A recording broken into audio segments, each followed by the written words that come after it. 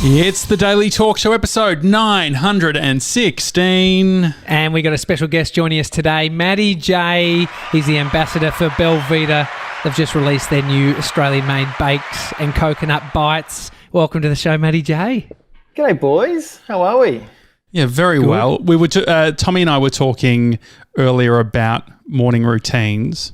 I'm going to do a complete redo of my routine in 2021. What does yours look like? Starting Jan 1, that's when all good morning routines are built. Either that or the following Monday. What does your morning routine look like? My morning routine, it's been changing a lot the last few months, partly because it's all based around my daughter, Marley May. So at the moment, she's kind of waking up at 6:30 in the morning, and we don't have a baby monitor. She's just down the hallway. So I don't even set an alarm anymore. I just hear these cries in the distance. And I am normally the one now who's on baby duty in the mornings. So Laura is due now with our second baby in 2 months. And so I let her have a little sleep, and not to sound like I'm being... You're a hero. You're a hero. I mean, she is making life right now. So I let her have an hour in bed extra because I'm just a nice guy. She got to grow that right arm. She often says, she's like, "Oh, I'm growing eyelids today, so cut me some slack if I'm tired." Is that actually an iPhone? You know how there's like iPhone apps where it will say, like it's the size of a mango or whatever. Yeah, do they actually say like it's growing eyelids, or they don't get down to that detail? They're pretty specific. This time round, we haven't been following it as much. But when we were pregnant with Marley, I remember there was one day where Laura was looking at the app. Like every day she was on the app and she was saying, it's this big now and this is how what kind of fruit it resembles. Mm-hmm. And there was one day where we were in the period where she was, the baby was developing its sense of smell. And bizarre. And like the blows my mind. But second time round, you're like, whatever. How many months? How much longer?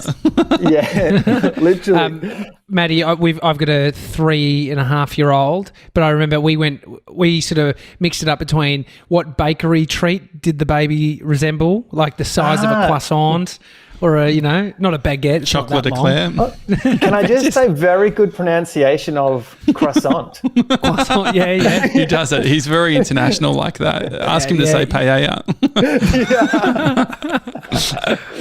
But now, second time round, it's funny how you just obviously you got a lot more going on. So with the first pregnancy, it's like all your focus is just on that. Whereas now, all my focus is on Marley. So I'm like, in the mornings we'll wake up. She loves to read a book in the morning. We'll do that, and then she loves going for a little walk to get a morning coffee. So like all my attention now is on her, and I keep needing to remind myself that there is another bub in the oven right now. Like Laura just the other day was like, "Can you believe in 2 months there'll be 4 of us?"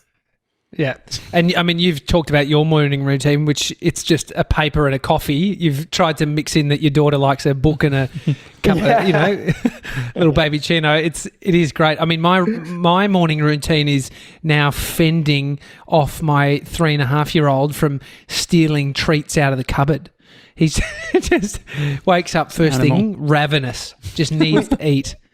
It's kind of nice. Oh, you've got a little boy. Your little boy, yeah, Bodie. Yeah, I feel like boys, they have a bigger appetite. Like my little nephew once ate 3/4 of a family-sized chicken pie by himself. Whereas Marley's a lot more selective. So, but it is nice. In the mornings, just me and her, like daddy-daughter time. That to me is like that's what I reckon is most special.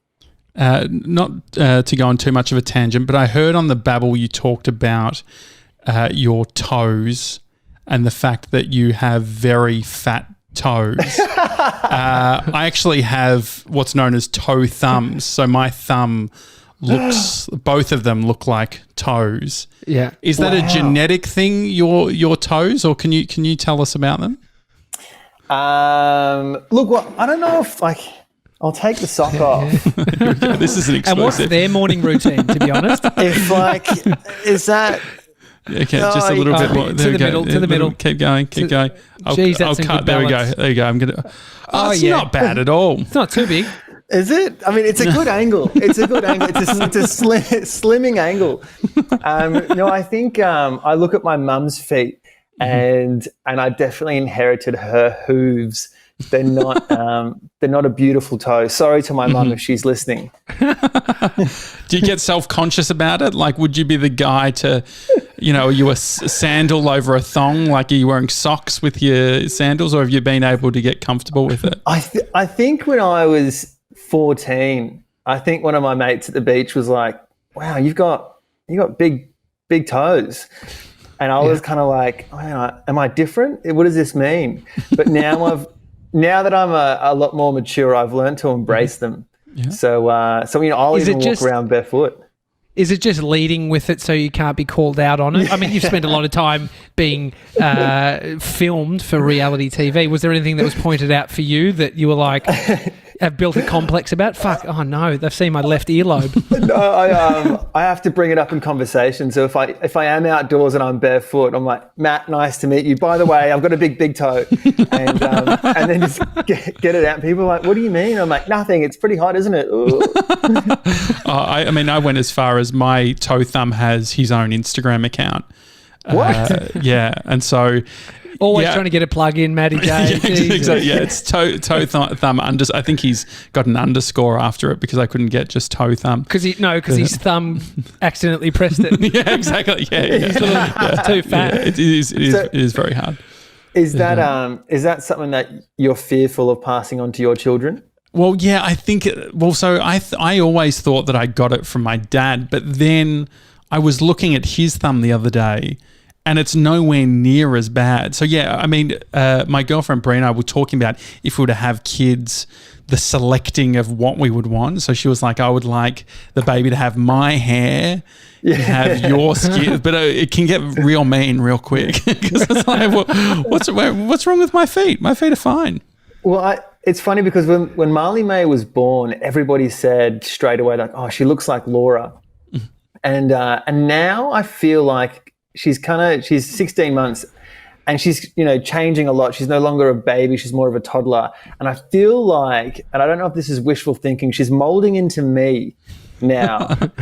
Like nothing makes me more proud when someone sees her and goes, wow, you guys look really similar. And I'm like, the dominant gene. When you were, before you became a dad, did you have an expectation of what you were going to be like as a dad, and have you changed your mind on it? Yeah, it's funny. I remember really vividly, I was at my sister's house and she's got 3 kids, and of my brothers and sisters, she was the one who had kids first. And I was at her house playing with the kids, and this is before Marley was around. This is before Laura was even pregnant. And my sister said, like, when do you want to have kids? And I was like, yeah, pretty soon. And she was like, what kind of dad do you reckon you'll be? And I was like, trying to imagine what it would be like. And I guess it was, because I had nieces and nephews, I was kind of like dipping my toe, big for one fat of a toe. Dipped itself. And so I kind of like, I got like a little taste of what being a dad was like. And, I remember thinking to myself, I want to be like a really silly dad. Like, I don't want to be, I see at the park sometimes there'll be a kid running around playing by himself, and the dad will just be sitting there arms crossed, and the kid's like, wanting so badly to like play like ninjas or, any kind of game. And I'm almost like, I'll play with you, buddy. Like, I don't care. Like, I want to be very involved, and I definitely don't want to be like a boring, mature dad. I still think of myself as just like a big 14-year-old. And I think that's kind of how my parenting is at times. Well, you're young. You're 33. Are you going to get your kids into Nippers in Bondi? I used to live there just across the road from the beach, and I always thought, oh, that would be the best growing up, doing something like Nippers. Yeah, well, it's funny, isn't it? Because you need to pick your sports quite carefully for your kids. because like Nippers is great. Nippers is perfect on the weekend. But how much cash can they make? Like maybe tennis.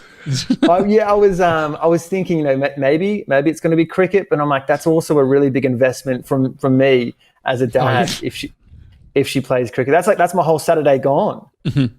Yeah, which is concerning. So and you need to play cricket. yeah. So Nippers is good. I cannot wait until she can start to swim out in the ocean and we can go surfing together. So that's something that I'm really looking forward to. But we've decided that she will dance, will be a dancer, but not ballet. No disrespect to the ballet community out there, but she's going to be more of like a street funk type dancer. Oh yeah, So contemporary. No, this is great. I mean, I remember having chats with my parents, my mum saying, how did you and Dad meet? And she's got a classic story of worked at a yoga centre. My dad was like, this was back 50 years ago when men didn't do yoga, and if they did, they were gay. And so everyone thought my dad was gay at this yoga centre, and that's how they've got this cute story. Have you had the chat with your young daughter about how you and Mummy met? It's we have explained to her. Obviously, she's not digesting that information at all. But there's been a few times where, when your phone gives you it like reminds you and says, oh, this photo was taken on this day 3 years ago. And we had our finale, like anniversary, I guess you'd call it, just recently. And, whilst we were in bed, we got reminded of this photo and this video, and we were watching it. Marley was in bed with us as well. So she was watching it, and she was really transfixed on the screen of the mobile phone. And I did think it's going to be so weird when she does get to an age where she understands, the concept of TV and reality TV and how we have to explain to her that that's how Mum and Dad came to be. And we're going to force you to watch our first date over and over and over again. Daddy, why is your home videos such high production value? Who's the guy with the roses? Yeah. I need to... I've been meaning to message Channel 10 and ask if I can get like a DVD copy burnt, just in case like we can't get hold of it. I don't know. So I'm yet to get that. Surely they're going to hold on to it. I don't think it's going to be some sort of situation in 5 years where like no one has a copy. Could you believe that? That's I wake up at night with cold sweats of the thought of that season of The Bachelor being lost somewhere in the abyss of the internet. What's something that you had to learn from a relationship perspective, having a relationship that was more sort of public facing or having public scrutiny? Were there any extra things that you had to do or think about as a couple? Do you know what? I think early on, Laura and I were really, we get spat out of that bubble and the finale happens, and then, all of a sudden normal life begins. And it's such a weird time. You don't realize it at the time. You think that what's currently going on is going to be your life forever. But the first 2 or 3 weeks are just really, really crazy where, we would drive somewhere and there'd be like 3 PAP cars following us. And then we'd get out of the car and they'd be like taking photos of us. And, I kind of thought, well, this is my life now. I'm going to be this guy that just gets followed everywhere. And we didn't really, we didn't enjoy it. It was kind of novelty and we'd laugh about it. But then at the same time, it kind of sucks being down at the beach and having someone in the bushes taking a photo. But then we kind of realized that because we weren't really doing anything too scandalous, the appetite for people to see more of us kind of start to dwindle. And that was really great because then the paparazzi stop and you kind of start to just get like a bit more of a normal life. But even now, Daily Mail, bless their soul. Even now, I remember like a few times they'd release an article that was like, before we got engaged, like they would say, Matt and Laura have a secret wedding. And my uncle would message me and be like, well, thanks very much. Well, cheers for the invite. And I would be like, no, it's not true. It's not true. And you have to keep reminding, friends and family that what gets printed is not always true. I think that's definitely the big one. Well, I mean, they were onto you with the baby. And I mean, this is always a speculation. Did they know before you told it? Had you? Yeah. Do you know what? I don't know how they work. I don't know how they operate, but they're... It was your uncle. He called them. Exactly. Yeah, well, if I'm not invited to the wedding... I'm fucking spilling the beans on you, Matty J. But what was crazy is that we before Marley, Laura was pregnant, but we unfortunately lost that one, and we never announced that one. But Laura was pregnant, and we were hopping into the car, and we happened to have this paparazzi walk by, and we told like nobody, like my mum knew, and that was it, like not even my best friend. And he came up and said, "So when are you guys going to announce the pregnancy?" And instantly Laura and I looked at each other and had a shocked face, and we're thinking, shit, like how does this guy know? And I don't know if he did know or if he was maybe just like saying it to get a reaction to see if he knew, but... It's a bit like a medium. They just sort of put stuff out there and see what lands. Yeah, so we were like, actually, and then a couple of articles were written, but even then we had like a 12-week scan, and we're in the radiologist or radiography, whatever you call them, in the waiting room. And the girl behind the reception was like, "Oh my gosh, it's you guys." And she's like, can I get a photo? Oh no. And we were like, I don't want to sound like a dick, but no. And then I was like, maybe just get one with me. And then we were like, oh shit, is she going to like post that? We don't want to have. Did she want a photo with the scan as well? Her holding it up sort of in the middle. But yeah, they I don't know how they. I'm like, do they have my phones tapped? But then again, I'm not big enough to warrant my phones being tapped, or am I? So what was it like then? Because I heard that you heard you mentioning on the Babble that you worked like agency life, and you were doing spreadsheets and stuff like that. So what was like pre-reality show Matty and then post? Was it just like, is it completely different? And was your toe still the same size? Toes were still the same, still very humble. I love agency life. Like I really enjoyed it, and my job in the UK was I specialised in sponsorship. So if you're a brand and you want to sponsor something, you come to me and I tell you what would be the best thing to sponsor. So, for example, is sponsoring the soccer or rugby going to be better? And I would do the strategy behind what would get better return and what that would look like. But it was very normal. Except I was working in Barangaroo, which is near the city in Sydney, and I was working full time when the show was on air. And in one of the big buildings, there's a little cafeteria downstairs where they have, like 6 different food places. And it was funny that slowly, as the show got closer to being on air, people would stop and ask for a photo. And then that would ramp up more and more and more as we got closer towards the finale, to the point where I had to send someone to go down and get me food, because it was, if I went down there, I'd have a photo taken and then another photo and then another photo, and it would just be, be too much. So but it happens quite slowly, and it's funny how used to it you get. Mm-hmm. Like you just acclimatise to the situation. All of a sudden, being asked by a random person for a photo just becomes totally normal. Any sort of hard conversations with your employer? Because our mate Tully Smythe, who was on Big Brother, I believe didn't tell her boss, and then one day she was just in the Big Brother house, which is probably not the best way. yeah. Probably not like the best way to go. But she never came back, I don't believe.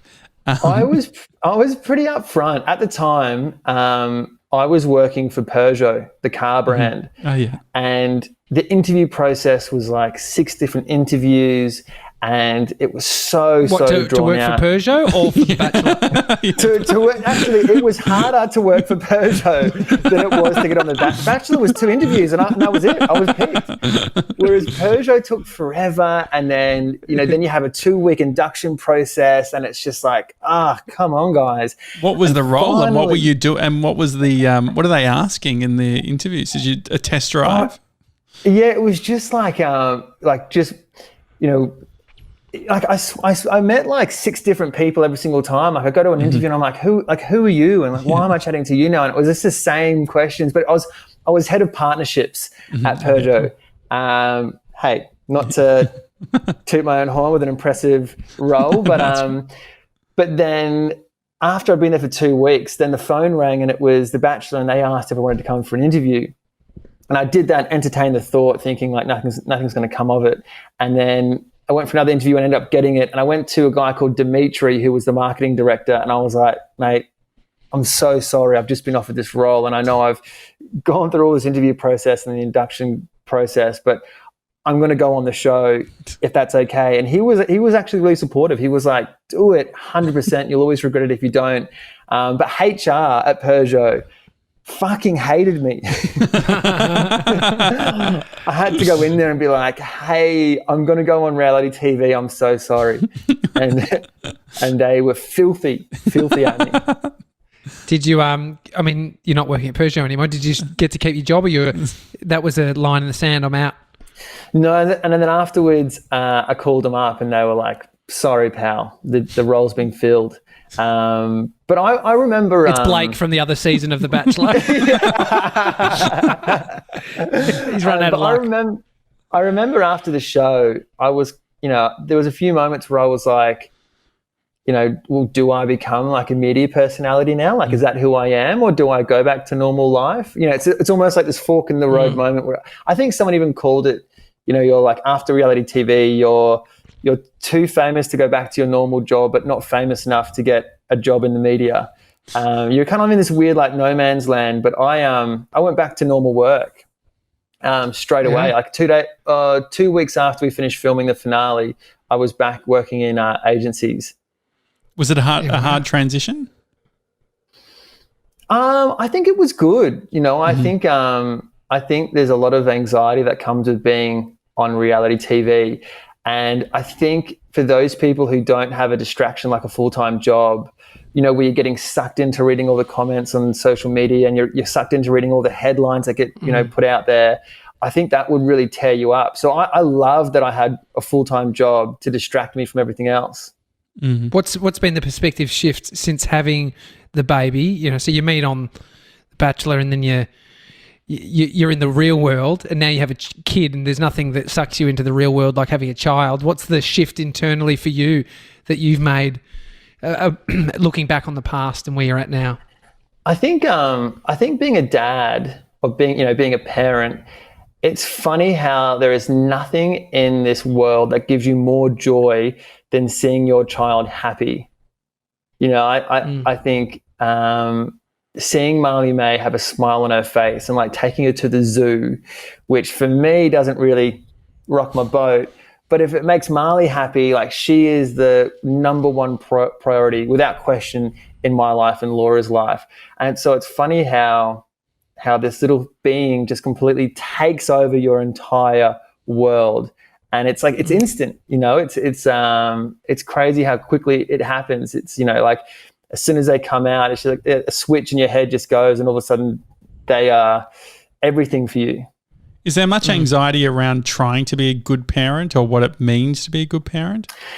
Yeah, I think there are days where Marley's amazing and she's just so easy and she's well behaved and she eats well and goes to bed on time and like everything's great. But then there's other days where you're a bit tired and work's been a bit crap and she's being a nightmare, and you get a bit cranky and you're short-tempered and you put them to bed, and then you're sitting on the couch and like they're so quiet and peaceful now because they're asleep, and you go through and you look at photos of them and you're like, oh, I should have been more patient with them. I shouldn't have got cranky, and I should have played with her a bit more before she went to bed. And you do get the guilt, I think, sometimes as a parent.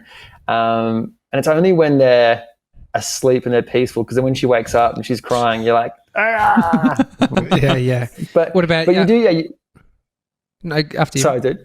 I was going to say, you do as a parent. I think you do put a lot of pressure on yourself to be perfect all the time and have every single day be a good day, which is, never going to happen. What about your relationship with Laura? How has that changed, evolved since having number one? And then we can ask you number two in a couple of months' time, see what's happened. Yeah. I think it can be really easy, when you have kids, to not prioritize your relationship as much. I think because Laura's working full time, she's got loads on her plate, and I'm trying to hustle as much as I can with work, and then in between that, we're trying to look at buying a new house, and everything else is happening so quickly that all of a sudden months can go by where we haven't really prioritized the time that we spend together. We often talk about getting a babysitter and going out for dinner and just having some time where it's just me and her. And yet, because it's not really essential, it's not critical, so it always just gets pushed back to like the end of the bottom of the to-do list. So now we need to make, Laura and I, we really make a conscious effort to spend time with each other. And even though we break this rule all the time, but, often we try and enforce a rule of no mobile phones after 7 o'clock when Marley goes to bed, so we can just be with each other. And again, like there are nights when we break that rule, but that's the big one.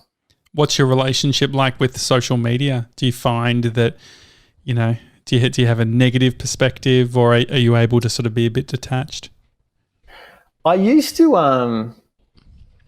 I think I probably had like a bit of an identity crisis where I was like, what am I? I don't really work in marketing anymore, and I'm not really like in media. I'm not on TV, and I'm like, I don't want to call myself an influencer because, I think influence is such a dirty word. Like, no one really wants to be an influencer, and I think I was probably. But everyone wants influence. That's the weird thing about it.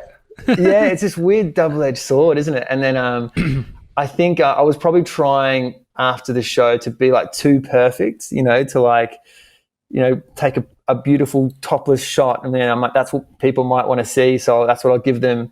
And I didn't love it. Like, it was like, doing a stage shot or trying to get the perfect shot down the beach. It sucks. And so lately I've kind of been trying to do more like comedy and more skits. And that actually, I found that people enjoy that more than anything else, like relatable content that's just silly and fun. Was there a moment at all? Is there a moment where you decide, hang on, this isn't serving me, or like, what's the point of this? Yeah, I think probably the first skit that I ever did, I helped out with this event called the People's Choice Undies Run for Bowel Cancer. And it's in Adelaide, where people run in their undies around this course, all raising money for those who have been affected by bowel cancer. And they were like, could you do something to help promote it? Like just a shot of you in your undies, like a still photo would be perfect. And I kind of thought, wouldn't it be funny if it was this guy like training for the Olympics at a proper athletics track, and then slowly he starts taking off more and more clothes until he's down into his undies. And then he's then ordering coffee at the cafe in his undies. And I was like, I went to them and said, can I film this? And they were like, yeah, great, do what you want. And I did it, and it got like 1,000 comments, and people were like, this is really funny. And I was almost just seeing the engagement then, I kind of thought, well, maybe I should do more of this. And I think from that moment on, I was like, I want to do more skits. Did you think, way back in agency life, is that something you were even into, mucking around doing video content like that? Or is it literally just based on the new, where you've landed? Yeah, not really. I don't think, other than just mucking around with mates, I never did anything like that at all. But I guess one thing I did do a lot of was, when in agency life, when a client would give me a brief and I'd try and figure out like, well, what's your marketing objective and what are you trying to do? So now that's transitioned to life as, a content creator, where I'm like, well, how can I make a funny video, but also then weave in a product? You're new to TikTok. What have you learnt being there? I don't know. Not a lot. Not a lot. TikTok. General consensus. I love TikTok because I think it's changed the way people consume content and what kind of content they consume. I think now people really have an appetite for just silly content that makes them laugh, instead of, people posting a really beautiful shot that makes, when you see that, it kind of makes you feel a bit, shit inside. Whereas now making people laugh is like the priority with TikTok, which I love. Yeah. Yeah. I mean, it's a good skill to be able to see what gets people going, what gets people laughing. What have you found that is your sense of humour? What's the Matty J sense of humour? Do you know what's gone really well for me? Which I never would have imagined this. But me dressed as a woman is you're going to become Christian Hull. Maybe you could do a collab. I'm waiting for him to message me to go like, "Hey, dude, stop stealing my material." But do you remember the flick the switch challenge where you're at a couple's in the bathroom? Yeah. And the lights go off and they come back on. All of a sudden, outfits have changed. Yeah. And Laura and I did that, and it just went. Like it got like 600,000 views, and I was like, at the time, addicted, Laura was like, going through her whole wardrobe now. But at the time, I'm like, babe, I'm not going to wear your top. It's it's stupid. I'm not going to wear a wig and put lipstick on. Whereas now I'm like, babe, where's your mascara? Where is it? Maybe getting your daughter to put makeup on your face could be the next sort of funny tutorials. That'd be fun. That's going to happen. But the other day we're filming one, and I was in a wig, and Marley had woken up for a nap, and she came out and she's looking at me and she's like, I know you're my dad in there somewhere. But yeah, I'm part of me is like, what am I doing? I'm a dad. I'm 33, and I'm doing TikTok videos in drag.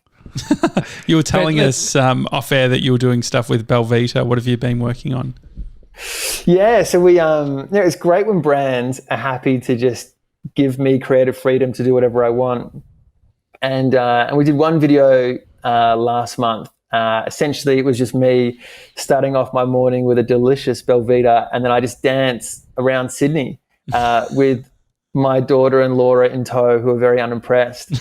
And then they said we'd love to do another video, and I was like, well, I'd love to do a follow-up dance video, which we shot just the other day. So it's but this time Laura has a belVita as well, and she starts dancing. So it's Laura and I dancing together, like at the Sydney Opera House, and Laura's there like, I don't want to do this. And it was a wide shot, so our guy who was filming it was like 200 meters away or 100 meters away, and so no one knew that we were being filmed. Sometimes it's easier when there's a camera there, and they go, obviously. Yeah. But my friend, I was on my mobile, and he's like, cool, I've got the shot, so start filming, start dancing. And so Laura and I are going nuts, and people around us were like, are these people okay? Like, do they need help? And there was like a wedding as well that was having, a beautiful bridal party, having their photos done, and they were looking at us being like, oh my gosh, like we're ushering the children away from us as we're dancing around Sydney. So Laura was like, why the hell did I end up with someone like you?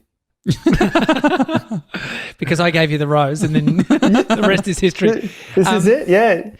What do you feel like in those moments? Is that confidence that you're bringing, or it's just like you're kind of suppressing how you're feeling about the awkward moment and just leaning in?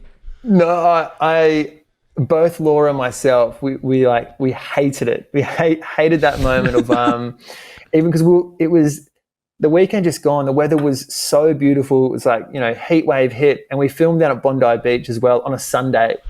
As you can imagine, it was just so busy, and doing that in front of other people is just like, nothing brings me more anxiety than that. Like I remember waking up when we had to film, and I was like, today's the day we're going to do this. But it's what people like to see. Like people love that awkwardness.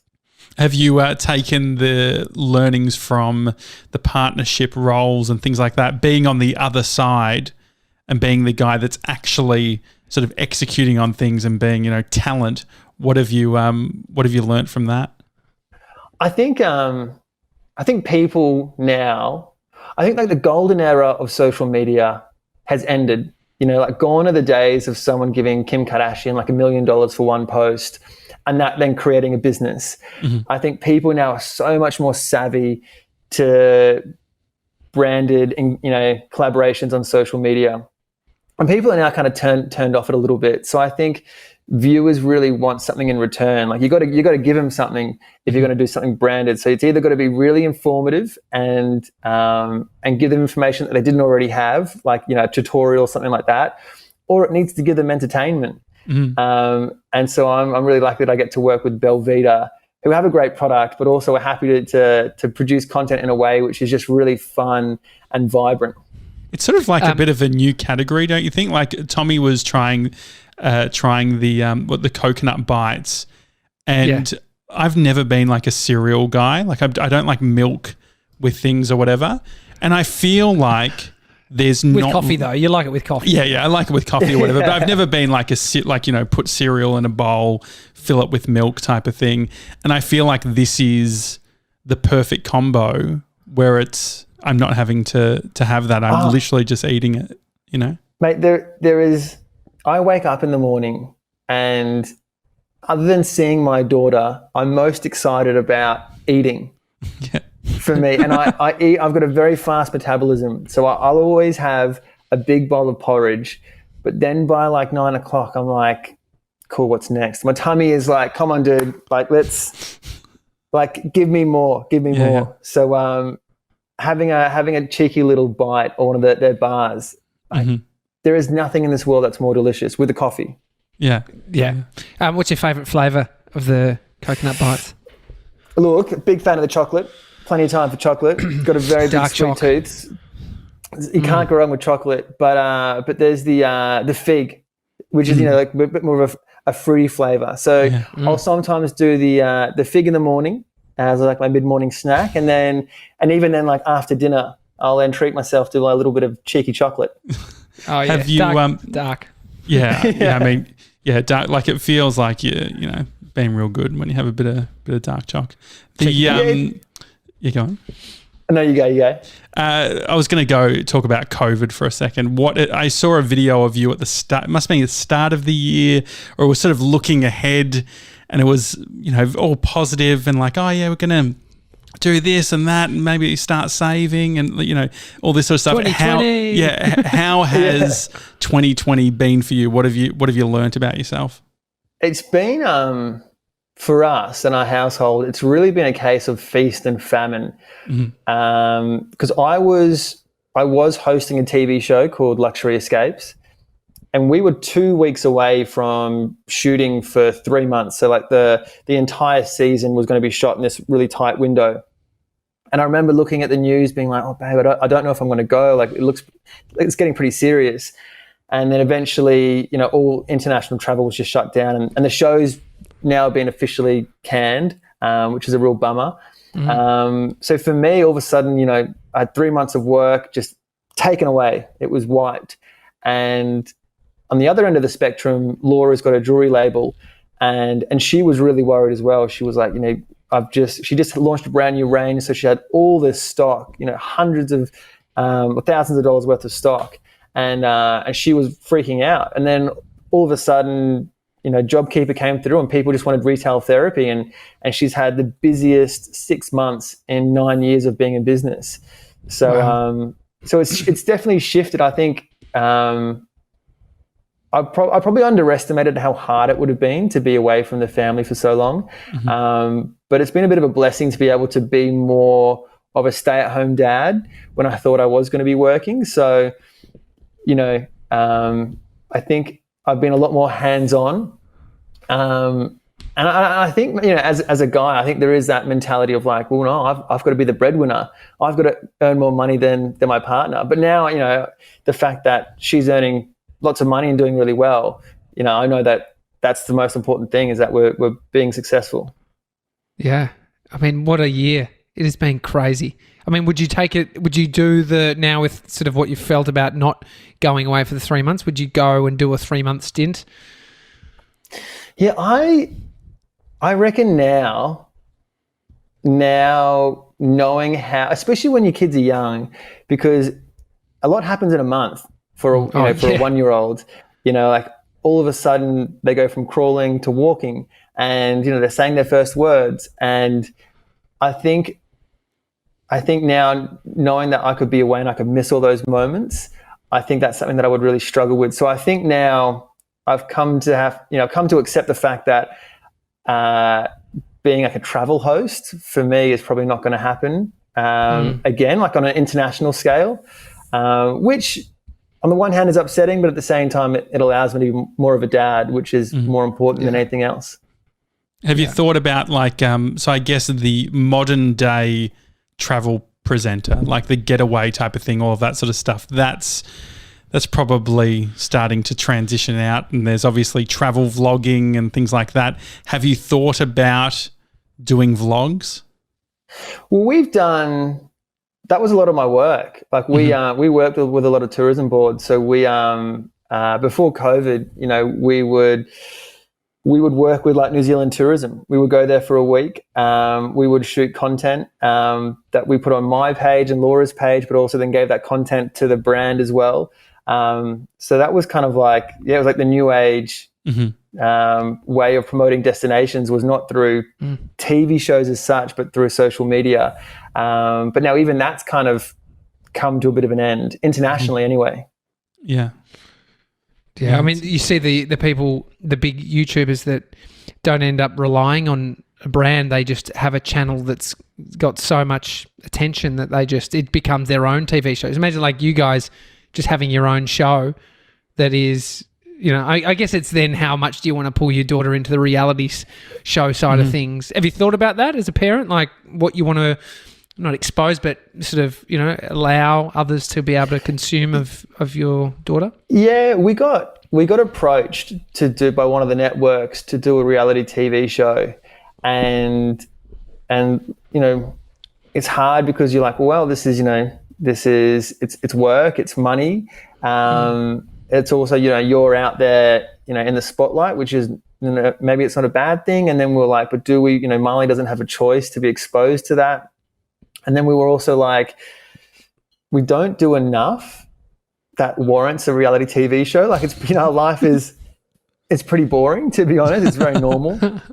And, was it Newlyweds with, with Jessica Simpson and Nick Lachey. Yeah. That was a great show. No, that's that is sad. Like Hollywood superstars and like huge international singers were, it's like, I'm a guy who worked in marketing. You're like, are people going to watch that? Like, probably not. So we ended up saying no to it. And, at the time we're like, is this the right thing to do? Like, is this going to be our ticket to something bigger? But I think it was probably the right thing not to be involved, because I think you do want to even like I remember looking at some people who had filmed the childbirth, and I was like, 6 angles with GoPros. Yeah, literally, I was like, should we be doing that? Is that something that's expected of us? And she was like, shut up.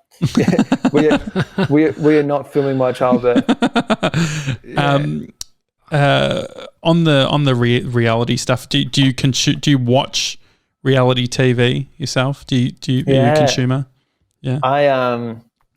I think it's a bit like, when you play a sport and all of a sudden when you play a sport you enjoy it a lot more.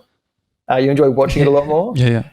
And so I did think maybe I wouldn't like reality TV because I've been involved in it. But I love it. I love I love MasterChef. I love Maths. I can't wait for Maths to come out next year. I still watch every season of The Bachelor, and even The Block right now. Like, I'm obsessed with The Block. SAS Australia. I'm now more into reality TV than ever before. What's your perspective as someone who's been on it? What intrigues you about it? I don't know. I think it's still now, like I look at like SAS Australia, and I think it's just crazy and how raw some of this programming is now. Like, there was one episode with Shannon, who's a PT, got hypothermia and this is on SAS Australia, to the point where after he came to, like after he kind of got back his body warmth, he couldn't remember anything about what had just happened. And like, you're sitting there on your couch with a, bit of popcorn being like, this is good viewing here. It's just, there's something really enjoyable about watching someone else go through a situation whether it be heartache or whether it be happiness or elation, whatever it is. And you can just tap into that for a moment, but from the comfort of your own home. When it comes to all these different deals and working out whether you're going to do, one project or another, I guess there's a lot of sort of money stories that we all have in regards to how we view money, how we sort of, our relationship with it. What is your relationship like with money? It's funny because now, especially right now, because we are trying to buy a house. And then I think it's only when you get to that milestone moment that you really look at your finances with a fine-tooth comb and you're like, shit, I wish I saved a bit more when I was younger. But I think even with Laura and myself, we're driven not by the money as such, but more so, by the product that we create. So for Laura, it's her podcast and her jewelry, and for me, it's the content. I'd much rather produce a video that I made $5 from, but got heaps of views and everyone loved it, versus getting paid $10,000 and doing something that no one watched and everyone hated it. Mm-hmm. But obviously, but then at the same time, there's that balance because, I've got to put food on the table as well. Yeah. Marley May's had to cut her baby chinos for the house. Yeah. Sorry, Marley May, you will not be playing any sport because I can't afford it. We're going to buy that house. Yeah. Have you, buying a house, I feel like seems like such a stressful experience, or my girlfriend and I, even just talking about it over the weekend and thinking about, okay, if we think about the next 2 years and trying to do it, there's a lot of things, that you got to start to think about. And then it's just it seems like such a big commitment. What surprised you through the process? Yeah, it's funny because I never thought I would leave Bondi. I love Bondi more than anything, but now I realize that I can't afford to live or buy in Bondi. And so we're looking at moving down south, to real suburbia type area. And we're doing that now, not because it's an area that I really want to live in. We're doing it because it's what's going to be best for the kids. So it's, whereas before I would have looked at, a nice apartment, a couple of bedrooms close to the beach, walking distance to the water would be delicious. But now it surprised me how much I'm happy to let go of what's important to me and focus on what's important for the kids.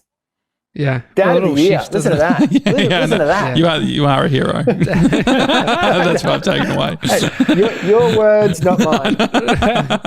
Matty J, thanks so much for joining us, buddy. It's been great chatting with you, dude. I've really enjoyed that. Thanks, boys. Thank you. And you also have created a Spotify playlist for belVita, the Bright Morning playlist. I was listening to a few of the tunes. Africa by Toto. Mate, you've got some good taste. There's some bangers in there. There's some that took me. I probably spent far too long. Laura would be like, "It's 1 a.m. Come to bed," and I'm like, "No, I've got to find the right track to put in here." I put Nirvana in there, and I'm not sure if it's the right fit. I was eclectic. It's an eclectic mix. Yeah. But, I love it. Awesome. Thanks, Matty. Been a pleasure, boys. Thanks so much. It's a daily talk show. See you tomorrow, guys. Have a good one. See you guys.